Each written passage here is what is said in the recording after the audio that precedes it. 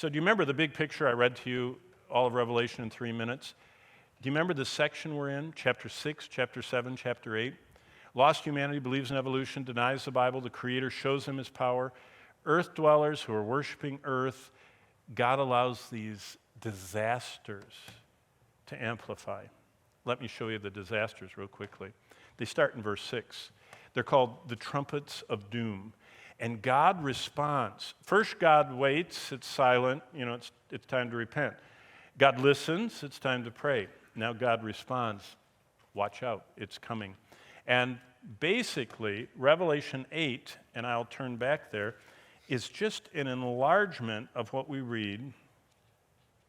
Remember, the book of Revelation quotes and alludes to 800 other places. Listen to Luke 21 and what's going on there, starting in verse 11 of Luke. This is what Jesus said. There will be great earthquakes in various places, famines, pestilence. There will be fearful sights, great signs from heaven. Verse 25, and there will be signs in the sun and in the moon and in the stars, distress of nations, perplexity, the seas and waves roaring. And verse 26, men's hearts failing. Right-click failing, epsuko. It's this, their spirit pops out as the heavens begin to shake. What does God do? God strikes the environment mankind protects. He says, you're protecting the earth? I'll show you what's going to happen to the earth. God shows what he can do with the oceans. I mean, we're just starting to realize how vital the oceans are, and he shows us what we've done to them. God shows how fragile our air supply really is, and then he even hits solar power. So basically, I'll read through them, and then I'll illustrate it with a couple slides. First, the vegetation is struck. Look at verse 7. Hail and fire mingled with blood, and they were thrown to the earth. But look what it says in verse 7. A third of the trees are burned up. Why not all? Because God's not willing that any should perish. He's got the 144,000 out there. He doesn't want to destroy everything. He wants people to listen. Now, verse 8, a second angel sounded. Remember, they're all standing there with their trumpets. The second one blows his trumpet, and something like a great mountain burning with fire is thrown into the sea. What is it? I don't know. It's something, and it's like a great mountain. See, John is seeing this happen, and he can't even figure out what is going on, but he records for us what he sees. Then, the third trumpet, verse 10, an angel sounds, and a great star, so this is something from outside of our atmosphere, fell from the heavens, burning like a torch. Maybe it's a comet, I don't know. Do you know what comets are made of? Ammonia, methane, frozen, deadly poisons. We have one little methane plant or ammonia plant in India. Bhopal, you ever read about it? Union Carbide's plant, it exploded. It killed thousands of people. Can you imagine when a mile-wide one, hits the earth or whatever this is, and it destroys, verse 10, a third of the rivers and the springs of water. It's called wormwood because it's bitter. And then the fourth trumpet sounds, and a third of the moon, a third of the stars, and a third of them were darkened. Why the thirds? Because God's not willing that any should perish. Now, just this. In Matthew 24, Jesus said, the stars will fall from heaven. What's one star that could fall from heaven? Remember, it can't be a solar like our sun, but they called or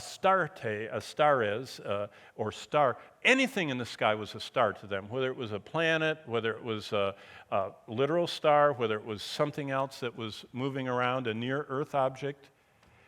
But about 4 years ago, the asteroid Florence did something humans have never seen before.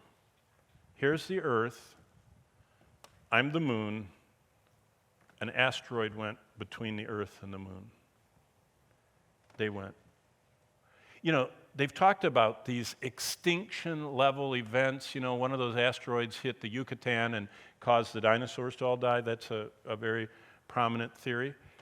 It was the largest near-Earth object ever that's approached us. And that's what launched our Space Force, and they're going to try and have atomic bombs on missiles that we can send and blow up the next one that tries to come. Amazing to think of that. They call them near-Earth objects. Here's another one. It says in the fourth trumpet, in Revelation 8, 12, and 13, that there's going to be the sun, listen, darkening, but it's going to scorch people. What's that? Well, easily. In the tribulation, the earth becomes scorched, but the sun gets darker.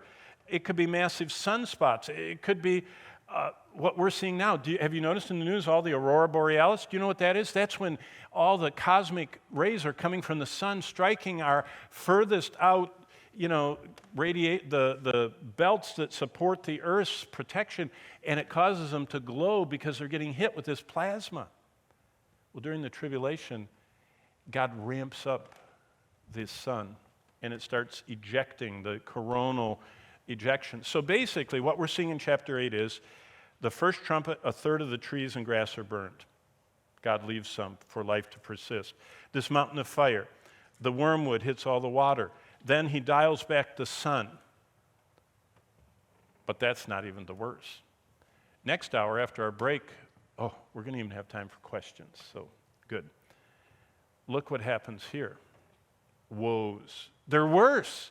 I mean, as if, all the trees and grass. Can you imagine the smoke of a third of all trees and grass burning, and this mountain falling in the sea and destroying a third of the sea life, and then all the water getting polluted, deadly pollution, and then the sun getting dark but scorching us? What could be worse? Next hour. God lets demons out of the pit that he's been holding back. So, the answer to the question we started with before we have any more questions is, why does God send 144,000 Jewish evangelists? Number one, to show us what we should be. We should be spirit-filled, spirit-prompted, spirit-energized witnesses now, like they're going to be then. Number two, God's not willing that any should perish. Before he sends the horrific trumpet judgments, he fills the earth with evangelists.